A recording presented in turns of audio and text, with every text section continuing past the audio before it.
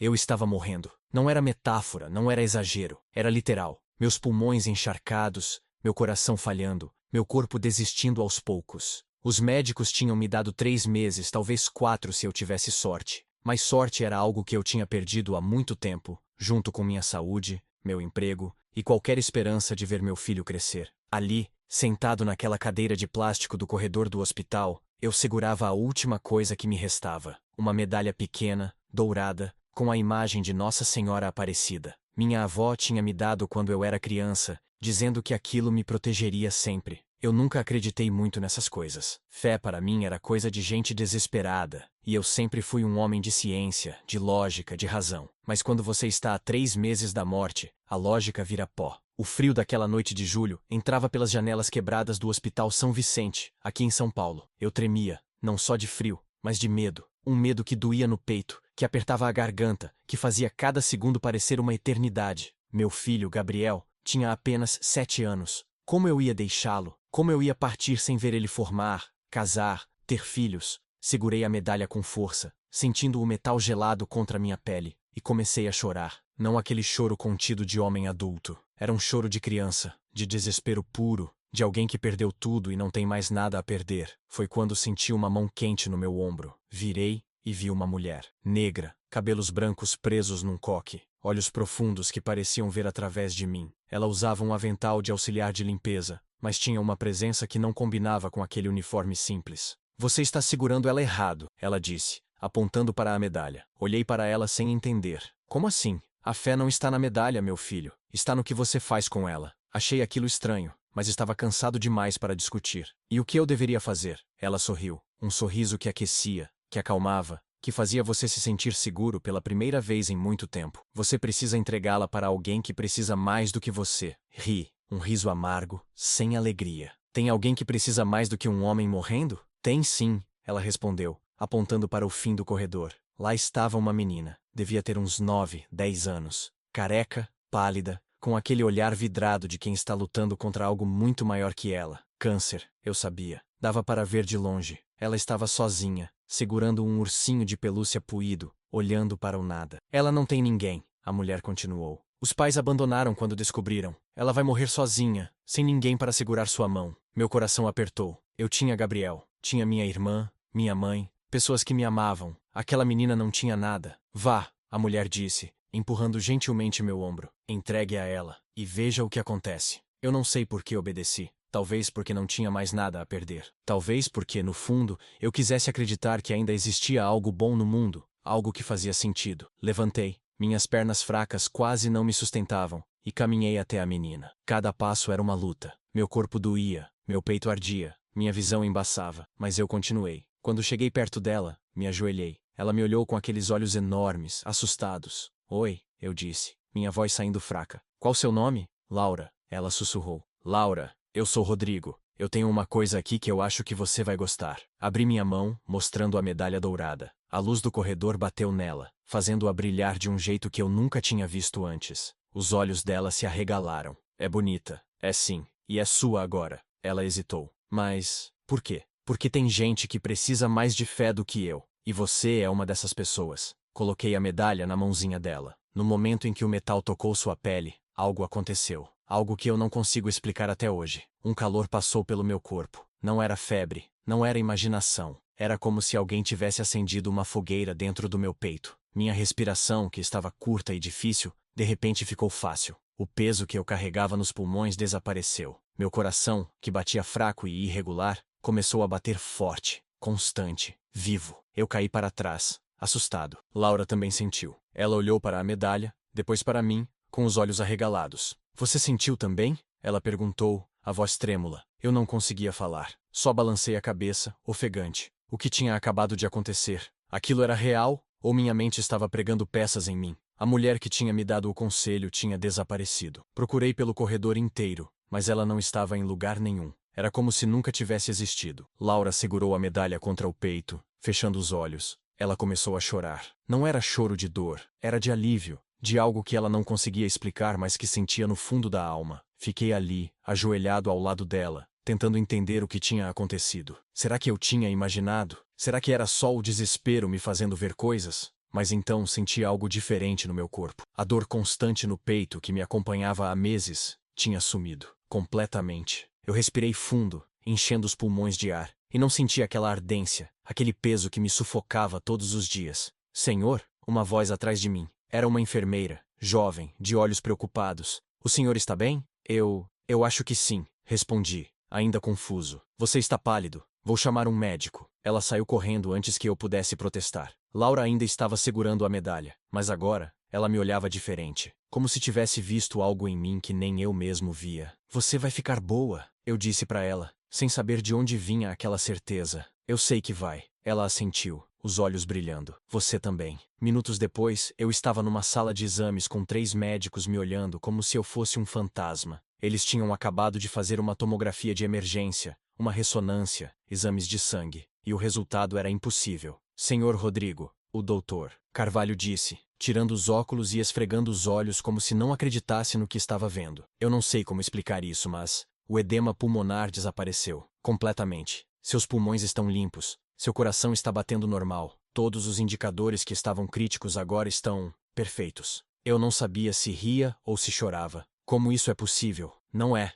ele respondeu, a voz tensa. Medicamente falando, é impossível. Uma recuperação assim levaria meses, talvez anos de tratamento intensivo. Você estava desenganado há 2 semanas, e agora? Ele gesticulou para os exames na tela, sem palavras. Os outros médicos olhavam para mim como se eu fosse um fenômeno, e talvez eu fosse. Eu toquei uma medalha, eu disse, sabendo como aquilo soava ridículo. Uma medalha de Nossa Senhora Aparecida. O silêncio na sala foi absoluto. Um dos médicos, o mais jovem, sorriu com descrença. Mas o doutor Carvalho não sorriu. Ele apenas me olhou, pensativo. Eu sou médico há 30 anos, ele disse finalmente. E aprendi que há coisas que a ciência não explica. Não porque não existem, mas porque estão além do que conseguimos medir. Ele assinou minha alta. Eu estava curado, inexplicavelmente, miraculosamente curado. Saí daquela sala ainda em choque, minhas pernas trêmulas mas firmes, meu corpo leve pela primeira vez em meses. Voltei correndo para o corredor onde tinha deixado Laura. Ela não estava mais lá.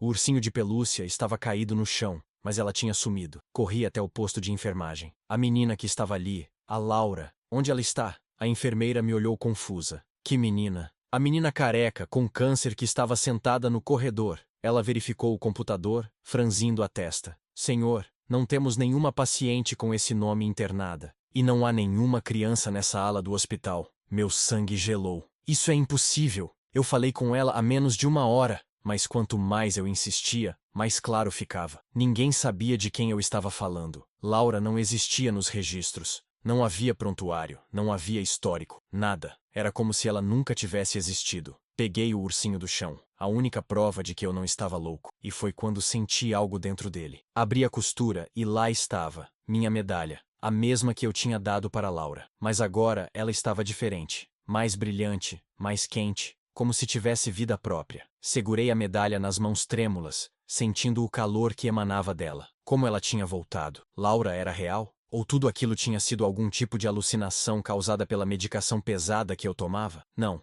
não podia ser. Eu tinha sentido. A menina tinha sentido. Os médicos tinham confirmado. Eu estava curado de algo incurável. Saí do hospital naquela noite com mais perguntas do que respostas. O céu de São Paulo estava limpo, raro para julho, e as estrelas brilhavam com uma intensidade que eu nunca tinha notado antes. Era como se o mundo inteiro tivesse ficado mais vivo, mais colorido, mais real. Minha irmã, Juliana, me buscou de carro. Ela tinha chorado tanto nas últimas semanas que seus olhos estavam permanentemente inchados. Mas quando me viu saindo pela porta, andando sozinho, sem ajuda, sem aquela cara de morte que eu carregava há meses, ela congelou. Rodrigo? Ela disse, a voz quebrando. Você está diferente. Estou curado, Ju, respondi. E as palavras saíram tão naturais que até me assustei. Não sei como, não sei porquê, mas eu estou curado. Ela me abraçou ali mesmo, no meio do estacionamento, e chorou. Chorou como eu nunca tinha visto ela chorar antes. E eu chorei junto, deixando sair todos aqueles meses de dor, de medo, de desespero. No carro, contei tudo para ela. A mulher misteriosa, Laura, a medalha, o calor inexplicável, os exames perfeitos. Ju me ouvia em silêncio, as mãos apertadas no volante, os olhos fixos na estrada. Você acha que eu estou louco? Perguntei quando terminei. Ela demorou a responder. Acho que tem coisas nesse mundo que a gente não entende. E talvez não precise entender. Talvez só precise aceitar. Quando chegamos em casa, Gabriel estava dormindo. Entrei no quarto dele devagar, tentando não acordá-lo. Mas ele sentiu minha presença e abriu os olhos. Quando me viu, ele sorriu. Aquele sorriso que derretia meu coração, que me lembrava por que eu tinha lutado tanto para continuar vivo. Pai, ele murmurou, sonolento. Você voltou. Voltei, filho. E não vou a lugar nenhum tão cedo. Deitei ao lado dele, segurando sua mãozinha pequena. Ele voltou a dormir quase imediatamente. Mas eu fiquei ali, olhando para ele, sentindo uma gratidão tão profunda que doía. Naquela noite, não consegui dormir. Fiquei virando na cama, a medalha debaixo do travesseiro, minha mente girando sem parar. O que tinha acontecido comigo? Por que eu tinha sido escolhido? E quem era aquela mulher? De madrugada, desisti de dormir e fui para a sala. Liguei o computador e comecei a pesquisar. Queria entender, precisava de respostas. Digitei: milagres com medalhas de Nossa Senhora Aparecida. Os resultados me surpreenderam. Havia centenas, milhares de relatos. Pessoas curadas de câncer, de doenças terminais, de condições que a medicina considerava impossíveis de reverter. Alguns relatos tinham décadas, outros eram recentes. Mas todos tinham algo em comum: o toque da medalha, seguido de uma cura inexplicável. Li durante horas depoimentos de médicos céticos que tinham presenciado recuperações que desafiavam toda a lógica científica. Relatos de pessoas comuns que, como eu, tinham tocado a medalha em momentos de desespero e tido suas vidas transformadas. Mas havia algo mais. Algo que me fez gelar. Em vários relatos, as pessoas mencionavam ter encontrado alguém antes da cura. Alguém que parecia comum, mas que tinha uma presença diferente. Uma mulher de avental, um homem idoso, uma criança. E todos eles davam o mesmo conselho: entregar a medalha para alguém que precisasse mais. Exatamente como tinha acontecido comigo. Será que eu não tinha sido o primeiro? Será que aquela mulher, aquela Laura, faziam parte de algo maior? Algo que eu mal conseguia compreender? Fechei o computador, tremendo. Não de frio, mas de uma mistura de medo e reverência. Algo tinha acontecido comigo. Algo real, concreto, que tinha mudado minha vida para sempre. E eu precisava descobrir o quê. Nos dias seguintes, minha vida virou de cabeça para baixo. A notícia da minha cura se espalhou rapidamente pelo hospital. Dr. Carvalho, sempre cético, não conseguia explicar o que tinha acontecido, mas também não negava os fatos. Meus exames estavam ali, preto no branco, mostrando uma recuperação que desafiava qualquer explicação médica. Outros médicos vieram me examinar. Especialistas de outros hospitais, professores universitários, todos querendo entender como alguém com insuficiência cardíaca avançada e edema pulmonar severo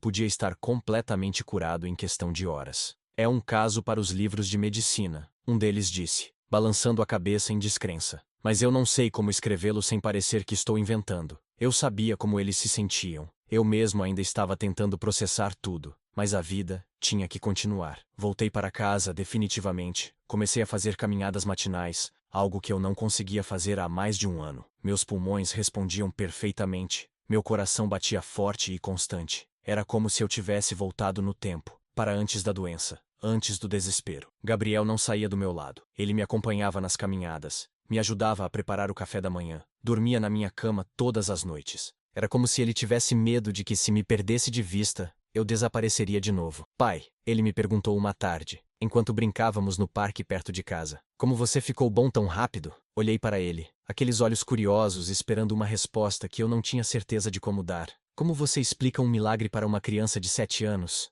Sabe aquela medalha da vovó que eu sempre carregava? Comecei devagar. Eu acho que ela me ajudou. Como uma super arma? Ele perguntou, os olhos brilhando com entusiasmo. Ri. Não exatamente, mas como uma lembrança de que tem coisas no mundo que a gente não entende, mas que são reais mesmo assim. Ele pensou um pouco, balançando devagar no balanço. Tipo amor? Meu coração apertou. Exatamente tipo amor. Naquela noite, depois de colocar Gabriel para dormir, peguei a medalha e a examinei com cuidado. Ela não tinha nada de especial aparentemente. Era só uma peça de metal dourado, com a imagem de Nossa Senhora Aparecida gravada de um lado e uma oração do outro. Mas quando eu a segurava, sentia algo, um calor sutil, uma energia que parecia pulsar junto com meu coração. Decidi que precisava saber mais. Precisava entender o que tinha acontecido comigo, e se aquilo poderia acontecer com outras pessoas. Comecei a pesquisar sobre a Basílica de Aparecida, em São Paulo. Descobri que lá havia um centro de documentação de graças recebidas. Milhares de pessoas, ao longo de décadas, tinham relatado milagres atribuídos a Nossa Senhora Aparecida. Curas, conversões, salvações em momentos de perigo extremo. Liguei para lá no dia seguinte. Uma senhora atenciosa me atendeu, e quando contei minha história, ela ficou em silêncio por alguns segundos. O senhor não é o primeiro, ela disse finalmente. Nem será o último. Mas cada história é especial, é única. Se o senhor quiser, pode vir aqui e registrar oficialmente seu relato. Às vezes, compartilhar essas experiências ajuda outras pessoas a encontrarem fé. Aceitei imediatamente. Marquei para ir na semana seguinte, levando Juliana e Gabriel comigo. Seria uma viagem longa, mas eu precisava fazer isso. Precisava fechar esse ciclo, entender meu lugar nessa história toda. Mas antes de ir, algo aconteceu que mudaria tudo novamente. Era uma quinta-feira à tarde. Eu estava em casa, organizando alguns documentos quando a campainha tocou. Atendi e encontrei uma mulher na porta. Ela tinha uns 50 anos, cabelos grisalhos, olhos cansados mas gentis. Rodrigo? Ela perguntou, a voz hesitante. Sim, sou eu. Posso ajudar? Ela respirou fundo como se estivesse se preparando para algo difícil. Meu nome é Sandra. Eu sou mãe da Laura. Meu coração parou por um segundo. Laura? A menina do hospital? Sandra assentiu,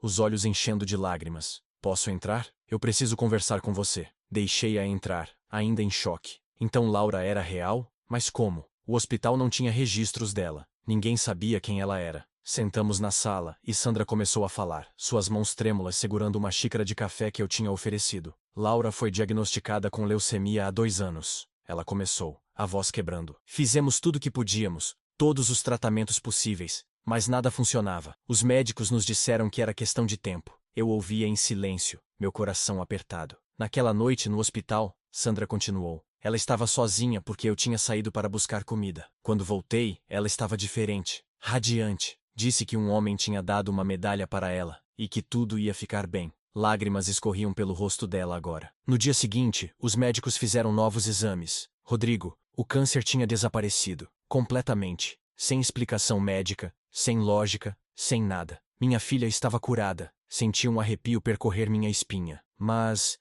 o hospital disse que não tinha registro dela. Sandra balançou a cabeça. Ela estava em outro andar, outra ala. Eu não sei como vocês se encontraram, mas foi como se fosse destino. Fiquei em silêncio, processando. Então os 2 milagres tinham acontecido ao mesmo tempo. Laura e eu, 2 desconhecidos, conectados por uma medalha, e por algo muito maior que qualquer um de nós poderia compreender. Por que você veio me procurar? Perguntei finalmente. Sandra tirou algo da bolsa. Era a medalha, minha medalha. Laura insistiu que eu devolvesse isso para você. Ela disse que não era dela, que tinha apenas passado por ela, e que você precisaria dela novamente. Peguei a medalha das mãos de Sandra, sentindo aquele calor familiar. Mas dessa vez, havia algo diferente. Uma certeza, uma missão que eu ainda não entendia completamente. Ela quer te conhecer, Sandra disse. Se você aceitar, você salvou a vida da minha filha, Rodrigo. Não sei como agradecer. Foi ela quem salvou a minha, respondi, a voz embargada. Ou talvez tenhamos sido salvos juntos. Sandra me deu seu telefone e endereço antes de ir embora. Prometi que iria visitá-los em breve. Depois que ela saiu, fiquei parado na sala, segurando a medalha, tentando entender o que tudo aquilo significava. Por que eu? Por que Laura? Por que agora? Não tinha respostas.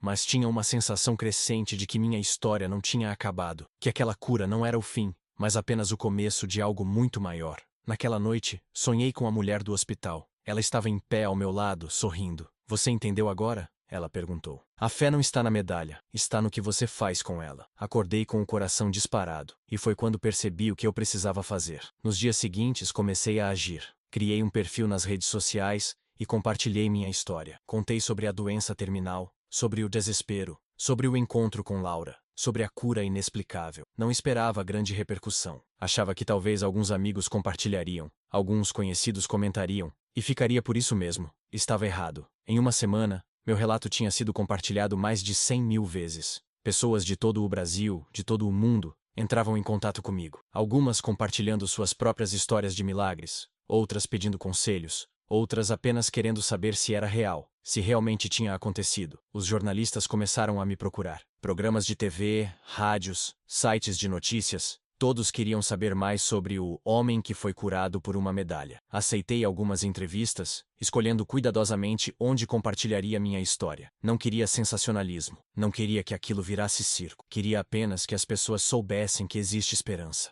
mesmo quando tudo parece perdido. A primeira entrevista foi para um programa de rádio local. Eu estava nervoso, suando frio, segurando a medalha no bolso como um talismã. O apresentador, um homem de meia idade chamado Roberto, me recebeu com um sorriso gentil, mas cético. Rodrigo, você entende que muitas pessoas vão duvidar da sua história, certo? Ele disse antes de começarmos a gravar. Milagres são controversos. Eu entendo, respondi. E tudo bem, eu não estou aqui para convencer ninguém. Só quero contar o que aconteceu comigo. Durante a entrevista, mantive a calma. Contei tudo, desde o diagnóstico até a cura, sem exageros, sem dramatizações desnecessárias. Apenas os fatos, crus e honestos. As ligações começaram a entrar ao vivo. A primeira era de uma mulher chorando. Meu marido está com câncer terminal. Ela disse, a voz falhando. Eu não sei mais o que fazer. Sua história me deu esperança. Meu coração apertou. Não desista, eu disse. Nunca desista. E se você tiver fé, segure-se nela com tudo que você tem. A segunda ligação era diferente. Um homem, voz dura, claramente descrente. Isso é charlatanismo. Você está enganando pessoas desesperadas. Respirei fundo. Eu respeito sua opinião, mas eu tenho exames médicos, tenho documentação, tenho testemunhas. Não estou pedindo dinheiro de ninguém, não estou vendendo nada, só estou compartilhando o que aconteceu. Roberto desligou a chamada rapidamente, mas o estrago estava feito. Saí dali me sentindo exposto, vulnerável. Será que tinha feito a coisa certa? Será que compartilhar minha história tinha sido um erro? Mas quando cheguei em casa, tinha centenas de mensagens esperando. A maioria era de apoio, de pessoas agradecendo por ter falado, por ter tido coragem de compartilhar algo tão íntimo. Uma mensagem em particular me chamou a atenção. Era de um médico de Belo Horizonte, especialista em cardiologia. Rodrigo, li sobre seu caso e gostaria de examiná-lo pessoalmente. Sou cético por natureza, mas curioso por profissão. Podemos conversar? Aceitei. Enviei todos os meus exames médicos, todas as documentações que eu tinha. Ele passou semanas analisando tudo, consultando outros especialistas, tentando encontrar uma explicação lógica para o que tinha acontecido comigo. A conclusão dele, quando finalmente me ligou, foi surpreendente. Rodrigo, do ponto de vista médico, sua recuperação é inexplicável, impossível até. Mas os fatos estão aqui, documentados. Você estava morrendo e agora está perfeitamente saudável. Eu não posso explicar como, mas posso confirmar que aconteceu. Aquilo me deu mais confiança. Não era só minha palavra contra o mundo. Tinha ciência, tinha medicina, tinha fatos concretos apoiando minha história. Decidi ir mais fundo. Marquei aquela viagem para a Aparecida que tinha planejado, levando Juliana, Gabriel e, por insistência dela, Sandra e Laura. Seria um encontro importante, um fechamento necessário. A viagem foi longa, mas tranquila. Gabriel não parava de fazer perguntas, animado com a aventura. Laura, que eu finalmente conheci pessoalmente, era uma menina doce, tímida, mas com uma luz nos olhos que não dava para ignorar. Quando nos encontramos pela primeira vez desde aquela noite no hospital, ela correu até mim e me abraçou forte. Obrigada, ela sussurrou.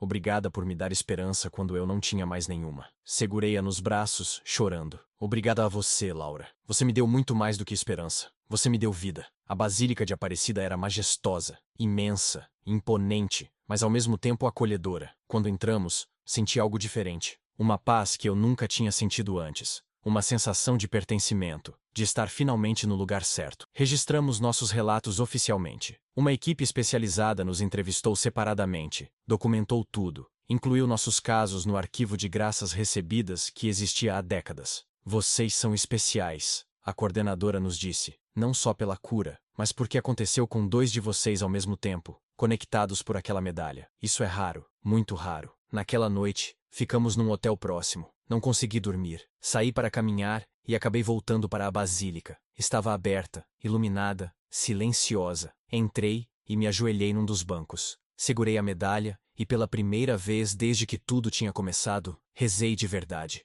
Não pedindo nada, apenas agradecendo. Agradecendo pela vida, pela segunda chance, por Gabriel, por ter encontrado Laura, por tudo. Foi ali, naquele momento de silêncio e gratidão, que senti uma presença atrás de mim. Virei e quase gritei. Era a mulher, a mesma do hospital, com seu avental de limpeza e aquele sorriso que aquecia a alma. Você voltou, ela disse, como se tivesse me esperando. Quem é você? Perguntei, minha voz ecoando no espaço vazio da basílica. De verdade. Quem é você? Ela sentou ao meu lado, seus movimentos suaves, quase flutuantes. Eu sou apenas alguém que ajuda quando necessário, mas você sumiu. No hospital, depois que eu dei a medalha para Laura, você simplesmente desapareceu. Como? Ela sorriu. porque meu trabalho ali estava feito. Você precisava de um empurrão, Rodrigo. E eu dei. O resto foi com você. Você é... Não consegui terminar a pergunta. Parecia absurdo demais. Sou o que você precisa que eu seja. Ela respondeu enigmaticamente. Um guia, uma ajuda,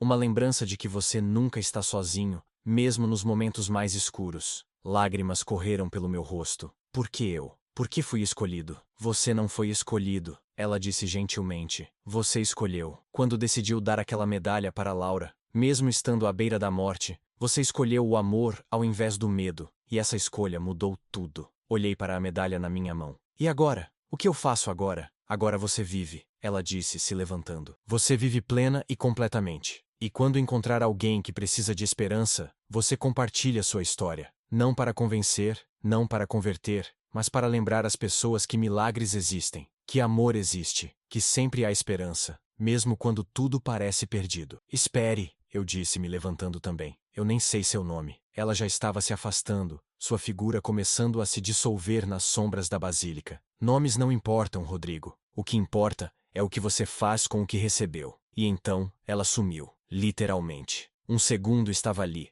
no próximo tinha desaparecido, como fumaça. Fiquei parado ali, tremendo, sem saber se ria ou se chorava. Mas uma coisa eu sabia. Eu tinha sido tocado por algo muito além da minha compreensão, e minha vida nunca mais seria a mesma. Voltei para o hotel com uma certeza crescendo no peito. Eu tinha uma missão agora. Não sabia exatamente como cumpri-la, mas sabia que precisava continuar compartilhando minha história. Não para glorificar a mim mesmo, mas para dar esperança para aqueles que precisavam. Nos meses seguintes, minha vida virou uma montanha-russa. A história se espalhou nacionalmente. Apareci em programas de TV de grande audiência, dei palestras, participei de eventos religiosos, mas nunca cobrei nada. Nunca vendi a medalha, nunca usei minha história para ganho pessoal. Algumas pessoas me chamavam de santo, outras de maluco. Eu era apenas Rodrigo, um homem comum que tinha passado por algo extraordinário e que queria compartilhar essa esperança. Laura e eu nos tornamos próximos. Ela e Sandra vinham nos visitar regularmente, e Gabriel adorava brincar com sua irmã milagrosa, como ele a chamava. Ver as duas crianças rindo juntas, vivas, saudáveis,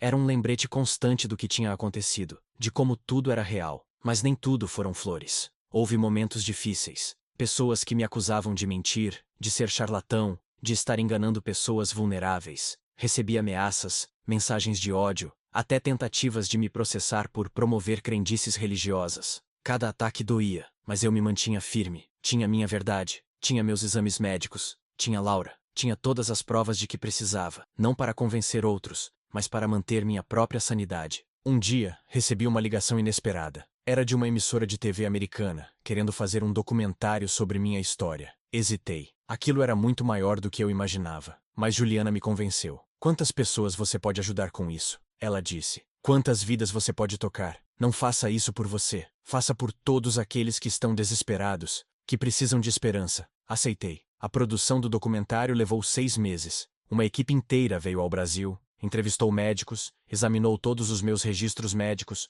conversou com Laura, Sandra, Juliana, até com os enfermeiros do hospital que estavam lá naquela noite. O diretor, um homem sério chamado Thomas, era cético no começo. Eu vim aqui esperando encontrar uma fraude, ele me disse no último dia de filmagens. Mas quanto mais eu investigo, menos explicação eu encontro para o que aconteceu com vocês. O documentário foi lançado 6 meses depois, e causou um impacto que ninguém esperava. Foi visto por milhões de pessoas ao redor do mundo. Recebi mensagens de todos os continentes, em dezenas de idiomas, de pessoas que tinham sido tocadas pela história. Mas a mensagem que mais me marcou veio de um lugar inesperado. Um e-mail simples, sem remetente identificado. Apenas uma linha. Olhe embaixo da primeira árvore onde você passeava com Gabriel. Há algo esperando por você. Fiquei desconfiado. Poderia ser uma armadilha, algum fanático querendo me fazer mal. Mas algo me dizia para ir, para confiar. Na manhã seguinte, fui até o parque onde eu e Gabriel sempre caminhávamos. A primeira árvore era um ipê antigo, enorme, com raízes expostas.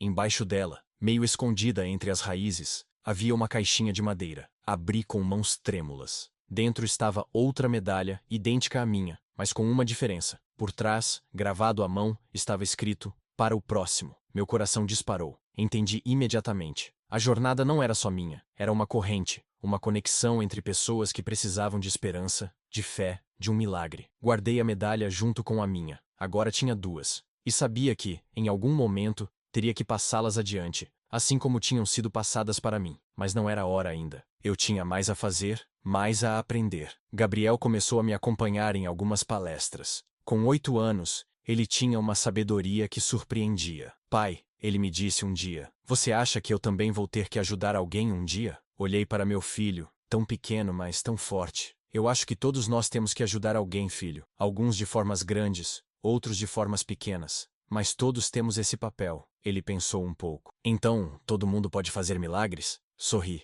Acho que sim. Milagres não são só curas físicas, Gabriel. São gestos de amor, de compaixão, de esperança. E sim, todo mundo pode fazer isso. Minha vida tinha encontrado um novo propósito. Não era mais só sobre sobreviver, sobre trabalhar, sobre pagar contas. Era sobre significado, sobre conexão, sobre deixar o mundo um pouco melhor do que eu encontrei. Voltei a trabalhar, mas em meio período. Precisava de tempo para minhas palestras, para responder mensagens de pessoas que buscavam conselhos, para continuar compartilhando minha história. Algumas pessoas não entendiam. Você podia estar ganhando muito dinheiro com isso, um amigo me disse. Por que você não cobra pelas palestras? Por que não vende livros? Porque não é sobre dinheiro, respondi. Nunca foi. É sobre passar adiante o que recebi de graça. 1 ano depois da minha cura, a Laura me ligou animada. Rodrigo, você não vai acreditar. Meus exames de controle saíram, sem nenhum vestígio de câncer. Os médicos disseram que é como se eu nunca tivesse estado doente. Choramos juntos ao telefone. Mais uma confirmação de que aquilo tudo era real, de que algo extraordinário tinha acontecido conosco. Mas a história não tinha acabado. Na verdade, estava apenas começando. 2 anos após minha cura, recebi um telefonema que mudaria tudo novamente. Era de uma mulher desesperada, que tinha visto o documentário e precisava de ajuda. Seu filho de 5 anos tinha uma doença rara, incurável, e os médicos tinham dado poucos meses de vida. Por favor, ela implorava. Você pode vir aqui? Pode trazer sua medalha? Eu sei que parece loucura, mas eu não tenho mais nada a perder. O nome dela era Beatriz, e ela morava em Recife. Hesitei. Não porque não quisesse ajudar, mas porque tinha medo. Medo de criar falsas esperanças, medo de que nada acontecesse, medo de decepcionar. Rodrigo, Juliana me disse quando contei sobre o pedido. Você não pode negar isso a ela. Mesmo que nada aconteça, sua presença, sua história, pode dar a ela forças para enfrentar o que vem pela frente. Ela estava certa. Comprei uma passagem para Recife para a semana seguinte. O voo foi turbulento, e eu passei todo o tempo com a mão no bolso, segurando as 2 medalhas que agora carregava. Uma era minha,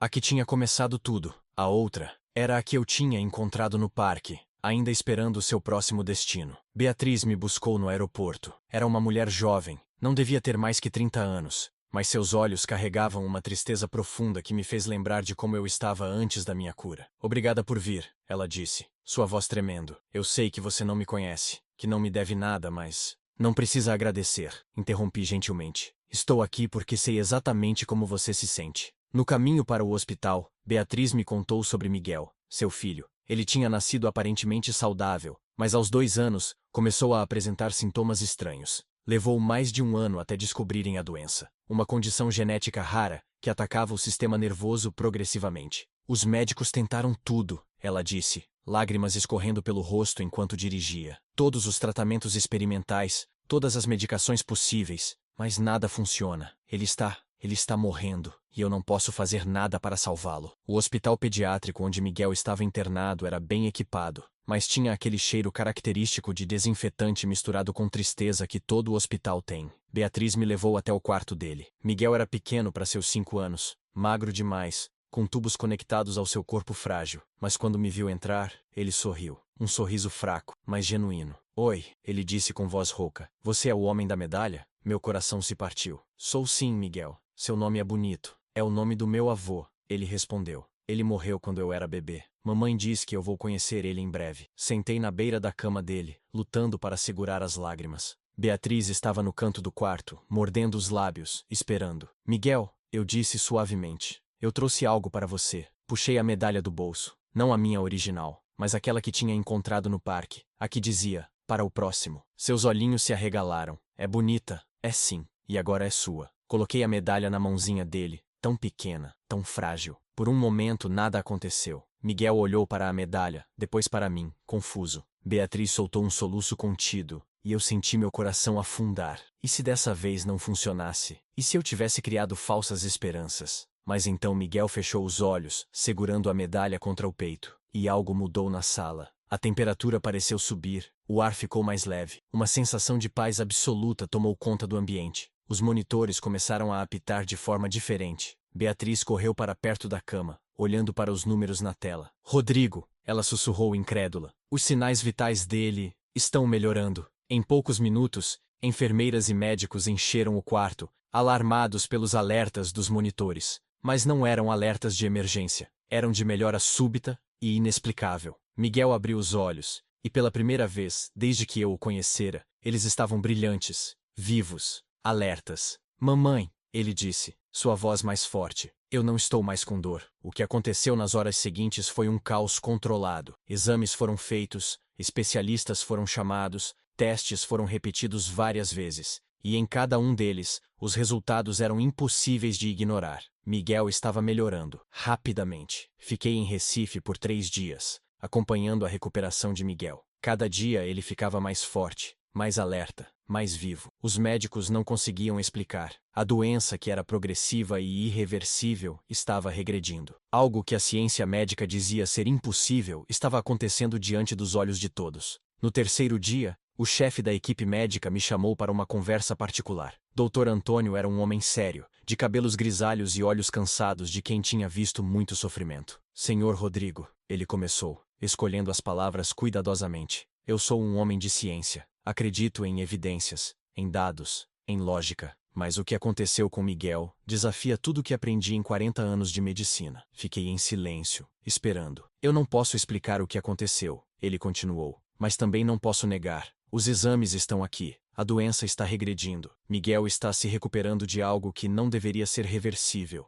Ele fez uma pausa, tirando os óculos e esfregando os olhos cansados. Você acredita em milagres? Eu não acreditava, respondi honestamente. Mas agora eu não tenho escolha senão acreditar. Dr. Antônio assentiu lentamente. Vou documentar este caso. Vou chamar especialistas de todo o país. Mas eu tenho a sensação de que, não importa quantos testes façamos, não vamos encontrar uma explicação racional. Talvez não precise ter, eu disse. Talvez algumas coisas simplesmente são. Antes de voltar para São Paulo, passei uma última tarde com Miguel e Beatriz. O menino já estava sentado na cama, brincando com carrinhos, uma cor saudável voltando ao seu rosto. Rodrigo, Beatriz me disse, segurando minhas mãos com força, você me deu meu filho de volta. Eu nunca vou conseguir agradecer o suficiente. Não fui eu, respondi sinceramente. Foi algo muito maior que qualquer um de nós. Miguel parou de brincar e me olhou com aqueles olhos grandes e curiosos. A senhora veio me ver essa noite. Gelei. Que senhora, Miguel? A senhora do avental. Ela disse que eu ia ficar bom,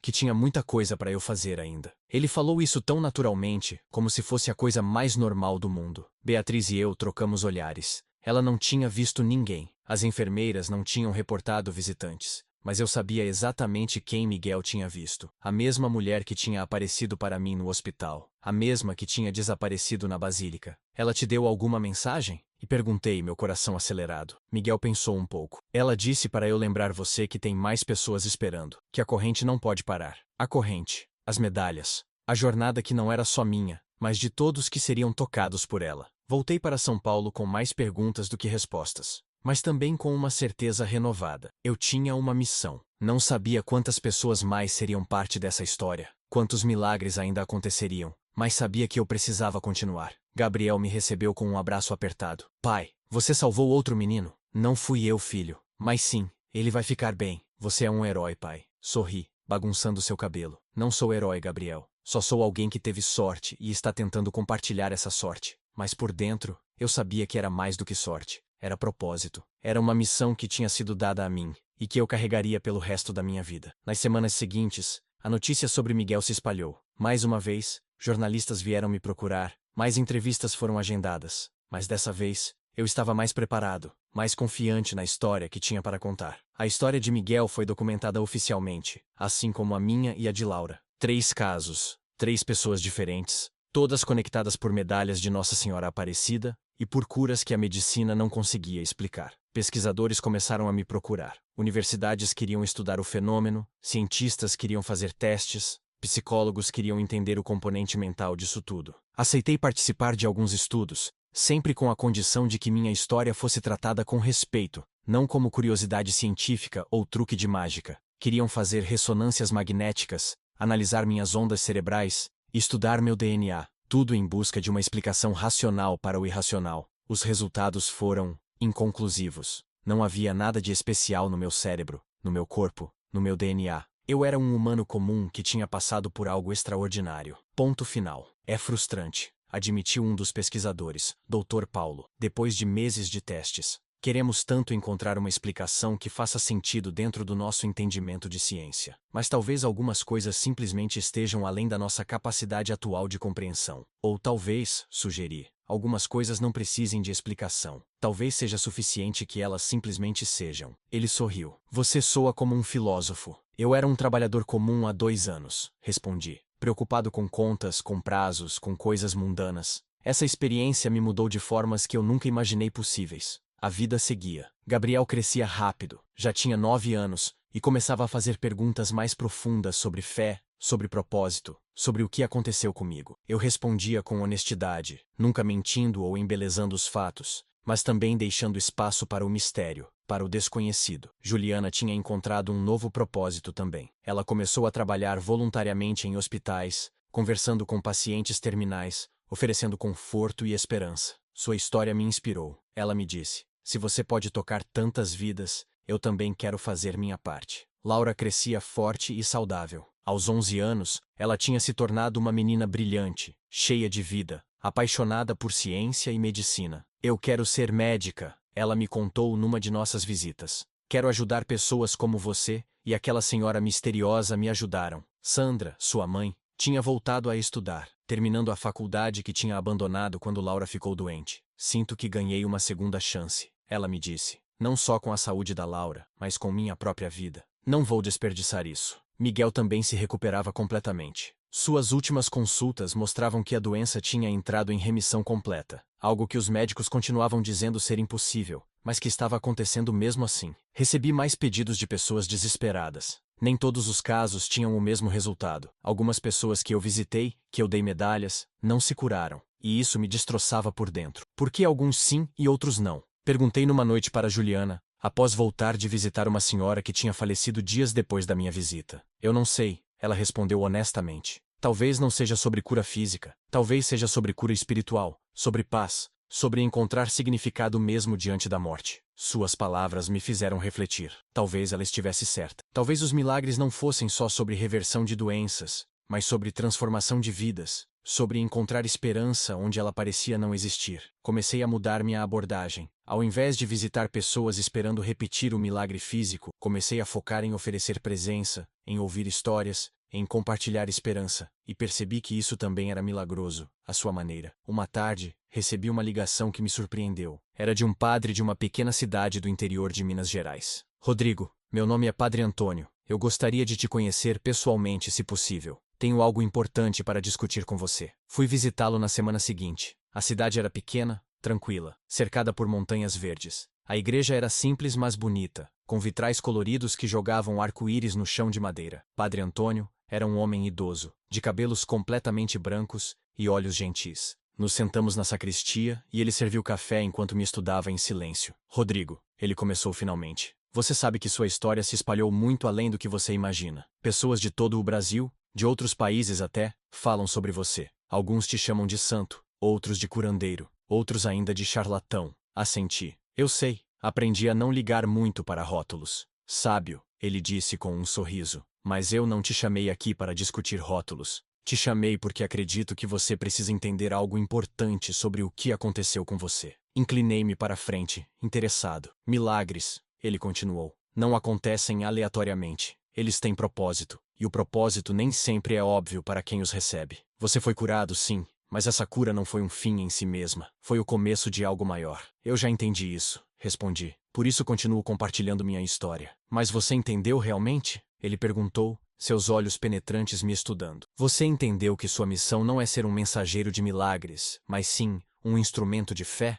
Que o que importa não é quantas pessoas são curadas fisicamente, mas quantas são tocadas espiritualmente? Suas palavras me atingiram como um soco no estômago. Ele estava certo. Eu ainda estava preso na ideia de reproduzir o milagre físico, de ver pessoas se levantarem de suas camas de hospital como eu tinha feito. Veja bem, Padre Antônio continuou. Das milhares de pessoas que ouviram sua história, quantas você acha que foram impactadas? Não fisicamente, mas emocionalmente, espiritualmente? Eu não sei. Muitas, espero. Milhões, ele disse simplesmente. Sua história deu esperança a milhões de pessoas. Pessoas que estavam desesperadas, perdidas, sem fé. E isso, Rodrigo, isso é o verdadeiro milagre. Não a cura do corpo, mas a cura da alma. Saí daquela conversa transformado. Padre Antônio tinha me dado uma nova perspectiva, uma nova forma de enxergar tudo o que tinha acontecido comigo. Voltei para casa determinado a mudar minha abordagem. Parei de aceitar todos os pedidos de visitas a hospitais. Comecei a focar mais em palestras,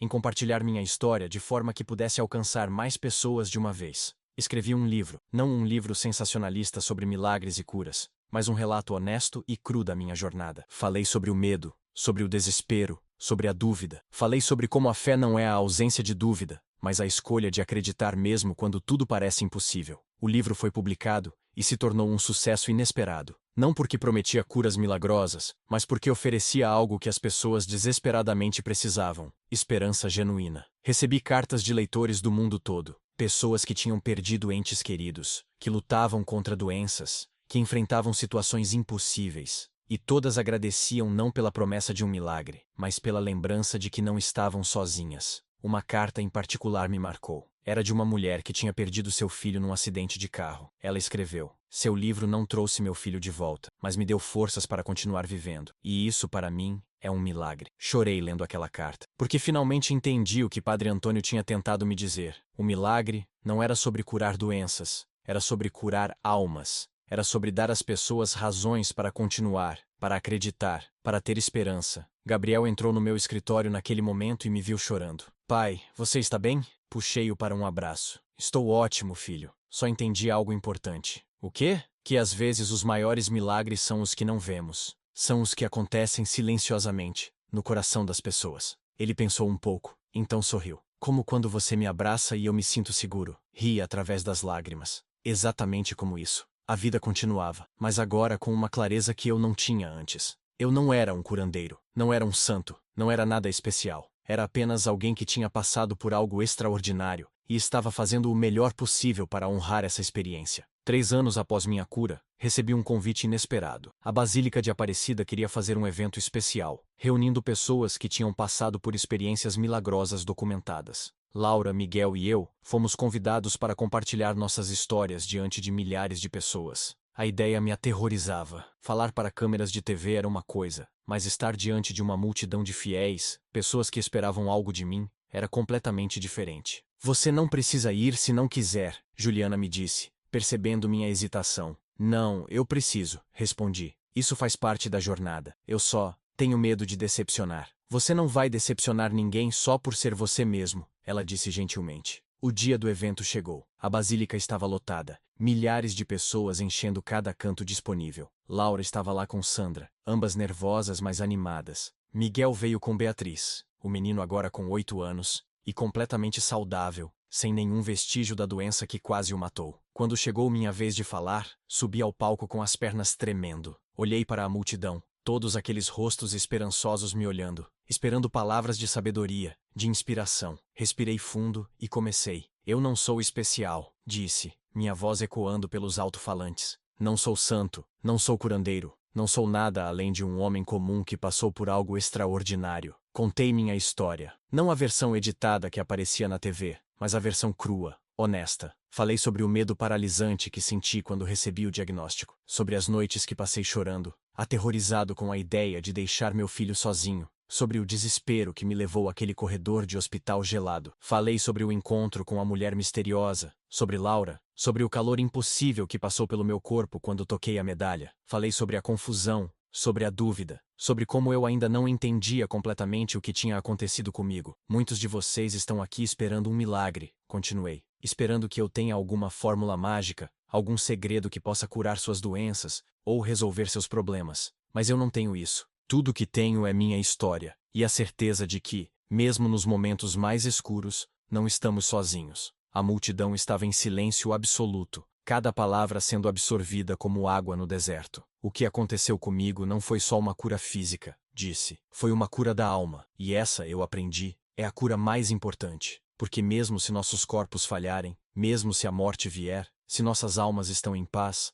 se temos esperança, se temos amor, então já fomos curados do que realmente importa. Lágrimas escorriam pelo meu rosto agora, mas não tentei escondê-las. Então sim, eu acredito em milagres. Acredito porque vivi um, mas acredito mais ainda nos milagres pequenos, nos diários, no abraço que conforta, na palavra que encoraja, no sorriso que ilumina o dia de alguém. Esses também são milagres. E todos nós podemos fazê-los. Quando terminei de falar, o silêncio continuou por alguns segundos. Então, como uma onda, aplausos começaram a ecoar pela basílica. Não aplausos educados, mas algo mais profundo, mais visceral. Era reconhecimento, era conexão, era compreensão compartilhada. Laura falou depois de mim. Sua história era diferente da minha, mas igualmente poderosa. Ela falou sobre como era estar doente, sozinha, com medo. Sobre o momento em que eu dei a medalha a ela, e como aquilo mudou não só seu corpo, mas sua perspectiva inteira de vida. Eu era uma menina morrendo, ela disse, sua voz clara e forte. Mas Rodrigo me lembrou que mesmo diante da morte, podemos escolher esperança, e essa escolha me salvou tanto quanto qualquer remédio poderia ter feito. Miguel também compartilhou, com a honestidade brutal que só crianças têm. Eu tinha medo de morrer, ele disse simplesmente. Mas agora eu não tenho mais. Porque aprendi que tem coisas maiores que a gente, coisas que cuidam da gente mesmo quando tudo parece ruim. Após o evento, centenas de pessoas vieram me procurar. Queriam tocar a medalha, queriam que eu rezasse por elas. Queriam um pouco daquela magia que tinha mudado minha vida. Mas eu não tinha magia para dar. Só tinha presença, escuta, e um coração disposto a se conectar com o sofrimento alheio. Uma mulher em particular me marcou. Ela devia ter uns 60 anos, curvada pela idade e pelo que parecia ser uma vida de dificuldades. Seus olhos eram fundos, cansados, mas ainda tinham uma fagulha de esperança. Eu não vim aqui buscando cura, ela me disse quando finalmente conseguimos falar, longe da multidão. Meu marido morreu há 6 meses. Câncer, rápido, doloroso, devastador. Eu vim aqui porque preciso entender, porque algumas pessoas são curadas, e outras não. Meu coração se partiu. Era a pergunta que eu mais temia, porque não tinha resposta satisfatória para ela. Eu não sei, respondi honestamente. Essa é a verdade que ninguém quer ouvir, mas é a única verdade que tenho. Eu não sei por que fui curado, e seu marido não. Eu não sei por que Laura se recuperou, mas há outras crianças que não. Não há lógica nisso que eu consiga entender. Ela começou a chorar. Então foi tudo aleatório? Sorte? Acaso? Não, disse firmemente. Não acho que foi aleatório. Acho que tem um propósito em tudo, mesmo quando não conseguimos ver. Mas esse propósito nem sempre é sobre evitar o sofrimento. Às vezes, é sobre encontrar significado através dele. Que significado há em ver alguém que você ama morrer lentamente? Ela perguntou, a voz carregada de dor. Eu não sei, repeti, mas sei que há pessoas que, mesmo diante da morte, encontram paz, encontram maneiras de transformar sua dor em algo que ajuda outros. E talvez seja isso. Talvez o propósito não esteja na cura ou na morte, mas no que fazemos com a experiência. Ela me olhou por um longo momento, então assentiu devagar.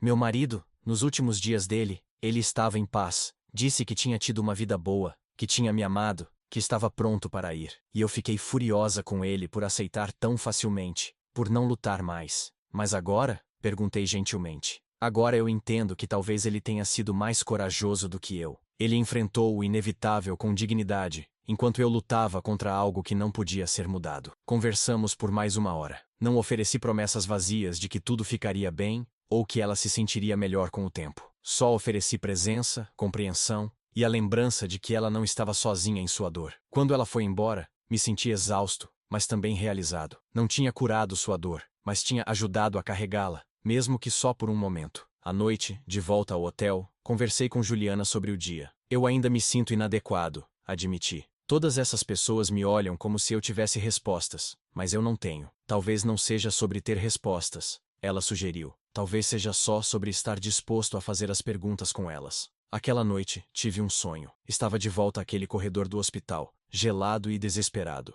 Mas dessa vez, quando a mulher misteriosa apareceu, ela não me deu instruções. Só sorriu e disse, você está indo bem. Mas eu não sei o que estou fazendo, protestei. Ninguém sabe, ela respondeu. Fé não é sobre saber, é sobre confiar mesmo sem saber. Acordei com aquelas palavras ecoando na minha mente, e pela primeira vez em muito tempo, me senti em paz com a incerteza. Não precisava ter todas as respostas, precisava apenas continuar caminhando, passo de cada vez. Os meses seguintes foram uma jornada de crescimento contínuo. Continuei dando palestras, escrevendo, compartilhando minha história. Mas agora com menos pressão, menos expectativa de criar milagres visíveis e mais foco em estar presente para as pessoas. Gabriel continuava crescendo, e era incrível ver como ele processava tudo o que estava acontecendo ao nosso redor. Com 10 anos, ele tinha uma sabedoria que surpreendia adultos. Um dia, Gabriel voltou da escola visivelmente perturbado. Sentamos juntos na sala, e eu esperei que ele se sentisse confortável para falar. Pai, ele começou finalmente. Tem um menino na minha turma, o João Pedro. Ele tem leucemia. Meu coração apertou. Sinto muito ouvir isso, filho. Ele perguntou se você poderia curá-lo. Como curou você e a Laura? Havia esperado que esse dia chegasse eventualmente. O dia em que meu filho teria que confrontar as limitações do que tinha acontecido comigo. O que você respondeu? Perguntei gentilmente. Eu disse que não sabia, que papai não era um médico mágico, só alguém que teve sorte. Ele me olhou com olhos cheios de dúvida. Mas foi só sorte, pai? Ou você poderia ajudar o João Pedro? Puxei-o para perto de mim. Filho, eu gostaria de poder dizer que sim, que posso curar qualquer pessoa que precise, mas a verdade é que eu não sei. O que aconteceu comigo, com Laura, com Miguel, foi algo que eu não controlo, não entendo completamente. Então foi inútil? Se você não pode usar isso para ajudar outras pessoas? Não foi inútil, disse firmemente. Mas ajudar não significa sempre curar fisicamente. Às vezes ajudar é estar presente, é ouvir, é fazer alguém se sentir menos sozinho. Mas isso não vai salvar o João Pedro, Gabriel argumentou, lágrimas começando a escorrer. Talvez não, admiti, minha própria voz falhando. E isso é a parte mais difícil de tudo isso, filho. Querer desesperadamente ajudar, mas não poder.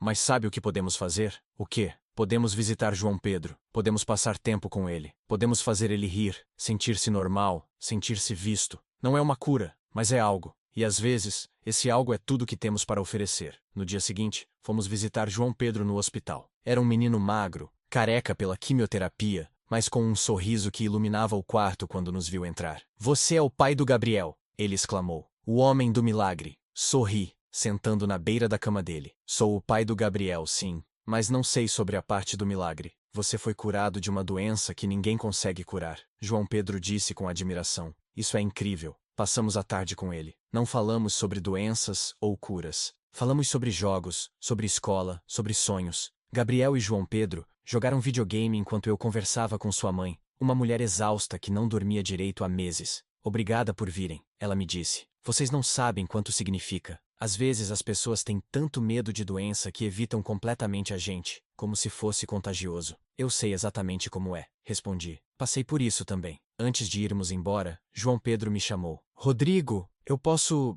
tocar sua medalha? Tirei a medalha do pescoço e coloquei em suas mãos. Ele a segurou com reverência, fechando os olhos. Nada aconteceu. Não houve calor milagroso. Não houve mudança súbita. Ele devolveu a medalha com um sorriso pequeno, mas genuíno. Obrigado, ele disse. Mesmo que não funcione, é bom saber que milagres existem. No caminho de volta para casa, Gabriel estava quieto. Ele não foi curado, ele disse finalmente. Não, concordei. Mas isso não significa que a visita foi inútil. Como você sabe? Porque vi o sorriso dele. Vi como ele esqueceu por algumas horas que estava doente. Isso também é valioso, filho. Não cura o corpo, mas cura algo igualmente importante. Gabriel pensou nisso por um longo tempo. Eu quero continuar visitando ele. Mesmo se nunca for curado, eu quero ser amigo dele. Meu coração inchou de orgulho. Isso, filho, é um dos maiores presentes que você pode dar a alguém. Continuamos visitando João Pedro regularmente. Gabriel se tornou seu melhor amigo, e ver os dois meninos jogando e rindo juntos era um lembrete de que conexão humana é tão importante quanto qualquer cura física. João Pedro lutou bravamente por mais 8 meses. Houve momentos de melhora, de esperança, seguidos por recaídas devastadoras. Gabriel esteve ao seu lado durante tudo, uma presença constante de amizade e normalidade em meio ao caos da doença. Numa tarde de outono, recebi a ligação que temia. João Pedro tinha entrado em coma. Os médicos diziam que era questão de dias, talvez horas. Gabriel chorou quando contei. Não o choro dramático de crianças, mas aquele choro profundo e doloroso de alguém perdendo um amigo. Não é justo, ele soluçou. Por que você foi salvo e ele não? Por que Laura foi salva, mas o João Pedro vai morrer? Não tinha resposta para isso. A única coisa que pude fazer foi abraçá-lo e chorar junto. Fomos ao hospital naquela noite. João Pedro estava inconsciente, conectado a vários aparelhos, seu pequeno corpo parecendo ainda menor na cama hospitalar. Sua mãe estava ao lado da cama, segurando sua mão, sussurrando palavras de amor e despedida. Gabriel se aproximou devagar da cama, as lágrimas escorrendo silenciosamente. Ele pegou a outra mão de João Pedro e a segurou com cuidado. Oi, João, ele sussurrou. Sou eu, o Gabriel. Eu só queria dizer que você é o melhor amigo que eu já tive. E que eu vou sentir muito sua falta. Foi naquele momento que algo extraordinário aconteceu. Não um milagre de cura, mas algo igualmente poderoso. João Pedro abriu os olhos. Por alguns segundos preciosos, ele estava consciente, lúcido. Ele olhou para Gabriel e sorriu. Aquele sorriso que sempre iluminava qualquer ambiente. Gabriel, ele sussurrou com voz fraca. Você foi o melhor presente que eu recebi. E então, suavemente, ele fechou os olhos pela última vez. Os monitores começaram a apitar. Enfermeiras correram para o quarto, mas todos ali sabiam que era o fim. João Pedro tinha partido, mas não antes de se despedir do seu melhor amigo. Gabriel segurou a mão dele até que as enfermeiras gentilmente o pediram para se afastar. Quando saímos do quarto, ele desabou nos meus braços, soluçando de uma forma que me partiu em 1000 pedaços. Ele foi embora. Gabriel chorava. Eu pensei que se rezássemos o suficiente, se tivéssemos fé suficiente. Eu sei, filho, sussurrei, minhas próprias lágrimas molhando seu cabelo. Eu sei. O funeral foi alguns dias depois.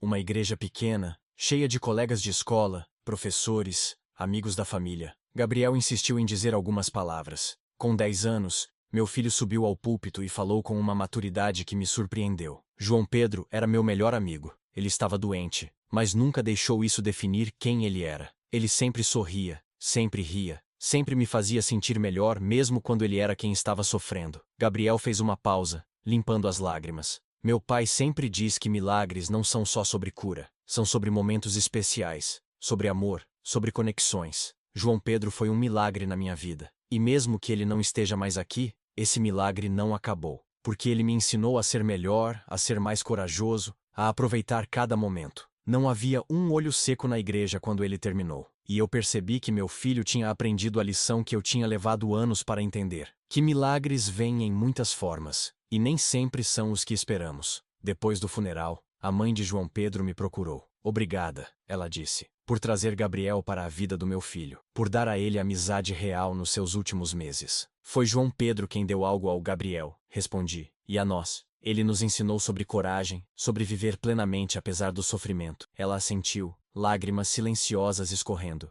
Eu estava furiosa com Deus, furiosa com você até. Porque você foi curado e meu filho não? Mas agora entendo que não é sobre comparar. Cada jornada é única. Suas palavras me tocaram profundamente. E me lembraram de que a jornada do luto também faz parte de tudo isso. Os meses após a morte de João Pedro foram difíceis para Gabriel. Ele se tornou mais quieto, mais pensativo. Parou de fazer perguntas sobre milagres e fé, preferindo processar sua dor em silêncio. Eu respeitei seu espaço, mas também fiz questão de estar presente. Caminhadas no parque, conversas antes de dormir, momentos simples de conexão pai e filho. Uma noite, enquanto olhávamos as estrelas do nosso quintal, Gabriel finalmente falou sobre o que estava sentindo. Pai, eu acho que entendo agora, ele disse. Por que você sempre diz que milagres não são só sobre cura? Explica para mim, pedi. João Pedro não foi curado, mas ele viveu de verdade até o fim. Ele ria, brincava, era feliz. E isso é meio milagroso também, não é? Ser feliz mesmo quando tudo está ruim? Meu coração inchou. Isso é exatamente isso, filho. Você entendeu algo que muitos adultos levam uma vida inteira para aprender. Eu ainda fico triste, ele admitiu. Muito triste. E tudo bem ficar triste, assegurei. Tristeza não é fraqueza, é amor sem lugar para ir. Ele pensou nisso por um momento. É bonito isso. Naquela época, eu também estava processando minhas próprias questões. Tinha passado 4 anos desde minha cura, e eu ainda me pegava fazendo as mesmas perguntas. Por que eu? Por que não outros? Qual era realmente meu propósito? Decidi fazer uma viagem que vinha adiando. Voltei à Aparecida, mas dessa vez sozinho. Precisava de tempo para refletir, para me reconectar com o que quer que tivesse começado tudo aquilo. Fiquei hospedado num hotel simples, e passei 3 dias apenas caminhando, rezando, pensando. Foi no 3º dia, enquanto estava sozinho na basílica ao amanhecer, que tive uma revelação. Não foi dramática. Não houve vozes do céu ou visões místicas. Foi apenas uma compreensão silenciosa que se instalou no meu coração. Eu não tinha sido escolhido porque era especial. Tinha sido escolhido porque era comum. Porque minha história, por ser tão humana, tão cheia de dúvidas e medos, poderia ressoar com outras pessoas comuns. O propósito não era ser um curandeiro milagroso, era ser uma ponte. Uma ponte entre o desespero e a esperança, entre a dúvida e a fé, entre a escuridão e a luz. E essa ponte não precisava curar todos que passassem por ela. Só precisava existir, lembrando as pessoas de que há passagem, de que há caminho, mesmo quando parece não haver. Voltei para casa renovado, não com respostas definitivas, mas com paz, com aceitação do mistério, com compreensão de que não precisava entender tudo para viver plenamente. Compartilhei essa revelação com Juliana. Você parece diferente, ela observou, mais leve. Eu parei de tentar entender, expliquei. Parei de carregar a responsabilidade de salvar todo mundo. Agora só quero ser presente, autêntico, e confiar que isso é suficiente. E é, ela disse me abraçando. Sempre foi. Laura tinha crescido também. Aos 14 anos, ela era uma adolescente brilhante, com planos de estudar medicina. Continuávamos próximos, nos encontrando regularmente, nossas famílias entrelaçadas por aquela experiência compartilhada. Numa dessas visitas, ela me fez uma pergunta que me pegou de surpresa. Rodrigo, você já se arrepende de ter compartilhado sua história publicamente, de ter exposto sua vida assim? Pensei cuidadosamente antes de responder. Às vezes, admiti, quando recebo ataques, quando pessoas me acusam de coisas terríveis, quando a exposição afeta minha família. Nesses momentos, sim, me arrependo. Mas, ela pressionou, percebendo que havia mais. Mas então eu recebo uma mensagem de alguém dizendo que minha história salvou sua vida, não fisicamente, mas emocionalmente. Que por causa dela, encontraram coragem para continuar. E nesses momentos, todo o resto vale a pena. Laura assentiu pensativamente. Eu entendo. Às vezes queria que minha vida fosse mais privada, mais normal. Mas então lembro que nossa história dá esperança para outros. E isso importa. Você é sábia além dos seus anos, eu disse com um sorriso. Aprendi com os melhores. Ela respondeu, sorrindo de volta. 5 anos após minha cura, aconteceu algo que mudou tudo novamente. Estava em casa numa tarde de sábado quando recebi uma ligação de um número desconhecido. Alô, Rodrigo? Era uma voz masculina, hesitante. Meu nome é Dr. Henrique Almeida. Sou pesquisador na Universidade de São Paulo. Tenho estudado casos de remissão espontânea de doenças, e seu caso é particularmente interessante. Já fui estudado por vários pesquisadores. Respondi um pouco cansado. Não encontraram nada conclusivo. Eu sei, mas eu tenho uma teoria diferente. Não é sobre você especificamente, mas sobre o fenômeno em si. Podemos nos encontrar? Concordei, mais por curiosidade do que por expectativa de qualquer descoberta revolucionária. Dr. Henrique era um homem de uns 40 anos, intensamente focado, mas com um ar gentil. Nos encontramos num café perto da universidade, e ele abriu seu laptop, mostrando gráficos e dados que eu não entendia completamente. Rodrigo, há algo fascinante acontecendo, ele começou animado. Não só com você, mas com centenas de casos ao redor do mundo. Pessoas com doenças terminais que se recuperam inexplicavelmente, muitas delas com elementos religiosos ou espirituais envolvidos. E? Perguntei, não vendo aonde ele queria chegar. E eu acredito que há uma conexão neurológica. Não estou dizendo que é tudo na cabeça. Ele se apressou em adicionar. Mas há evidências crescentes de que fé profunda, conexão emocional forte, pode desencadear processos de cura no corpo que a ciência ainda não entende completamente. Ele me mostrou estudos, casos documentados, pesquisas de ponta sobre a conexão mente-corpo. Era fascinante, mesmo que eu não entendesse metade da terminologia científica. O que eu estou sugerindo, ele continuou, é que talvez milagres não sejam sobrenaturais no sentido tradicional. Talvez sejam manifestações de capacidades naturais do corpo humano que ainda não compreendemos. Capacidades que são ativadas por estados mentais e emocionais específicos. Isso não diminui o milagre? Perguntei. Se puder ser explicado cientificamente, ele balançou a cabeça veementemente. De jeito nenhum. Na verdade, torna ainda mais impressionante. Significa que somos capazes de coisas que nem imaginamos. E entender o mecanismo não anula a experiência ou o significado dela. Aquela conversa ficou comigo por dias. A ideia de que talvez houvesse uma explicação científica para o que aconteceu não me incomodava. Pelo contrário, me fascinava. Mas também me lembrava de algo que Padre Antônio tinha me dito anos atrás. O como não importa tanto quanto o porquê. Você pode entender todos os mecanismos biológicos de uma cura e ainda assim estar diante de um milagre. Ele estava certo. Mesmo se um dia a ciência explicasse completamente o que aconteceu comigo, isso não mudaria o fato de que minha vida foi transformada, de que encontrei propósito onde havia desespero, de que fui tocado por algo maior do que eu mesmo. A vida continuava sua marcha implacável. Gabriel crescia rápido, já tinha 12 anos. E começava aquela fase complicada da pré-adolescência. Ainda pensava em João Pedro frequentemente, mas a dor aguda tinha se transformado em uma saudade suave, em memórias queridas de um amigo que partiu cedo demais.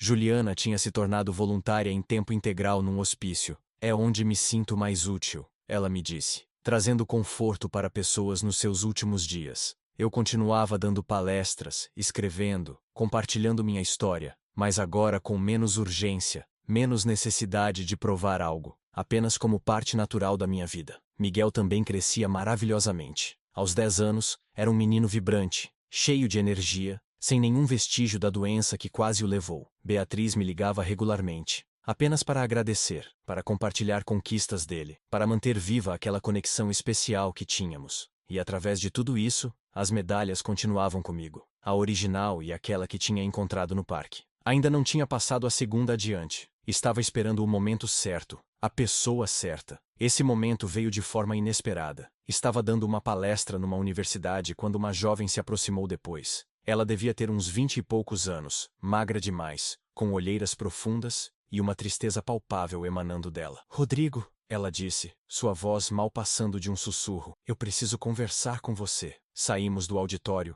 e encontramos um banco do lado de fora. Ela se sentou, as mãos tremendo, lutando para encontrar palavras. Meu nome é Amanda, ela finalmente disse. Eu não sei por onde começar. Comece de onde você conseguir, incentivei gentilmente. As palavras saíram numa enxurrada. Amanda tinha tentado suicídio 3 vezes no último ano. Lutava contra a depressão severa desde a adolescência. Tinha perdido sua família num acidente de carro quando tinha 15 anos. E desde então, vivia sentindo que não tinha propósito, que não merecia estar viva. Eu vim à sua palestra hoje pensando que seria minha última tentativa, ela admitiu, lágrimas escorrendo. Se eu não sentisse nada, se suas palavras não me tocassem, eu ia acabar com tudo essa noite. Meu sangue gelou. Amanda, mas então você falou sobre João Pedro, ela continuou. Sobre como mesmo diante da morte, ele escolheu viver plenamente. E algo em mim quebrou. Ou talvez se consertou. Não sei. Mas eu senti algo pela primeira vez em anos. Segurei suas mãos trêmulas. Amanda, eu não sou terapeuta, não sou psicólogo, mas sei que sua vida tem valor,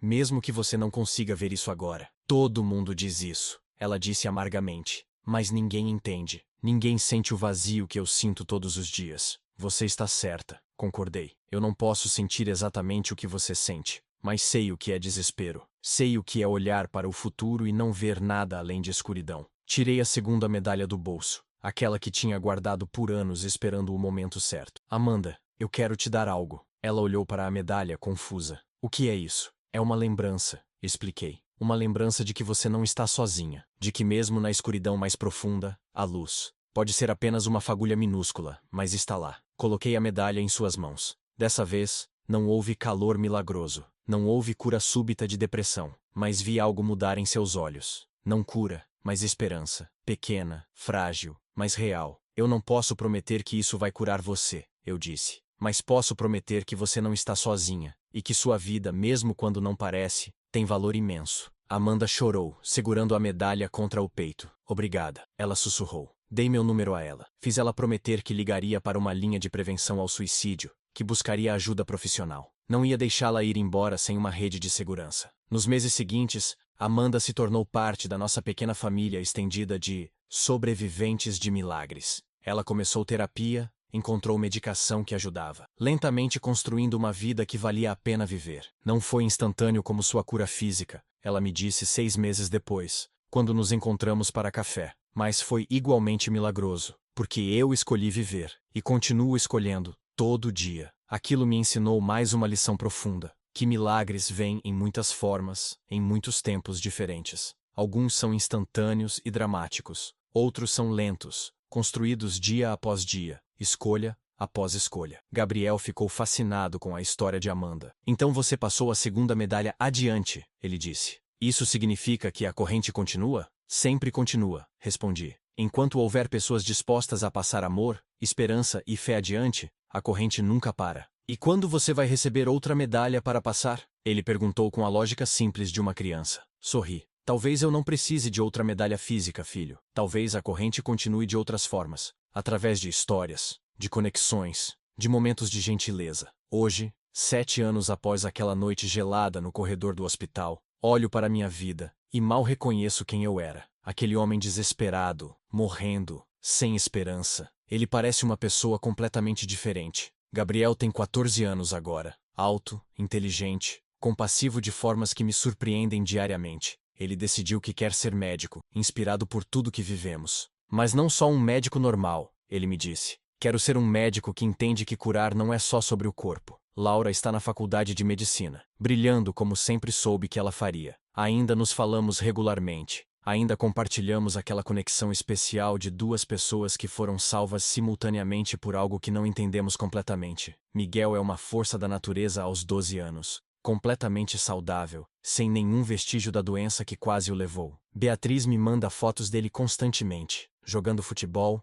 tirando boas notas, vivendo a vida plena que quase foi tirada dele. Amanda está viva, mais que isso, está vivendo. Começou a estudar psicologia, querendo ajudar outras pessoas que lutam contra o que ela lutou. Você me salvou, ela me disse recentemente. Não com uma cura milagrosa, mas com presença, com me lembrar que eu importava. A medalha original ainda está comigo, agora gasta pelo tempo e pelas mãos de tantas pessoas que a tocaram ao longo dos anos. Às vezes a olho, e ainda sinto aquele calor sutil, aquela sensação de que há algo maior em ação. Mas aprendi que o milagre não está na medalha. Nunca esteve. Está na escolha. Na escolha de entregar algo precioso para alguém que precisa mais. Na escolha de acreditar mesmo quando tudo parece impossível. Na escolha de continuar, de amar, de ter esperança. Minha saúde continua perfeita. Faço check-ups regulares. E toda vez os médicos balançam a cabeça em maravilhamento. Impossível, eles ainda dizem. Mas real. E é isso que aprendi. Que impossível e real podem coexistir. Que milagres não precisam fazer sentido lógico para serem verdadeiros. Que fé não é a ausência de dúvida, mas a escolha de acreditar mesmo na presença dela. Minha história se espalhou mais longe do que eu jamais imaginei possível. Pessoas de mais de 50 países entraram em contato comigo, compartilhando suas próprias experiências de cura, de esperança, de milagres grandes e pequenos. E em cada história, vejo a mesma verdade, que somos todos conectados. Que o sofrimento de um ressoa no coração do outro. Que a cura de um traz esperança para muitos. Não sei o que o futuro reserva. Não sei se haverá mais milagres físicos, mais momentos dramáticos de transformação. Mas sei que continuarei compartilhando minha história. Continuarei presente para aqueles que precisam. Continuarei acreditando que amor é a força mais poderosa do universo. Porque no final, não foi a medalha que me salvou. Foi amor. Amor por meu filho que me fez querer viver. Amor de uma desconhecida que me empurrou para ajudar outra pessoa. Amor que transcende lógica, que desafia a morte, que cria milagres onde antes só havia desespero. E esse amor não tem fim. Continua fluindo, de pessoa para pessoa, de coração para coração, uma corrente eterna de esperança e cura. Minha jornada não acabou. Na verdade, sinto que está apenas começando, porque agora entendo que cada dia é um milagre. Cada respiração, cada abraço, cada momento de conexão genuína. E se minha história pode lembrar uma pessoa, apenas uma, de que vale a pena continuar, de que há esperança mesmo na escuridão mais profunda, de que milagres existem, então tudo valeu a pena. Então, de onde você está nos assistindo agora? Comenta aqui embaixo de qual cidade você é. E se essa história tocou seu coração de alguma forma, não esquece de deixar seu like, compartilhar com alguém que precisa ouvir isso, e se inscrever no canal para mais histórias que aquecem a alma.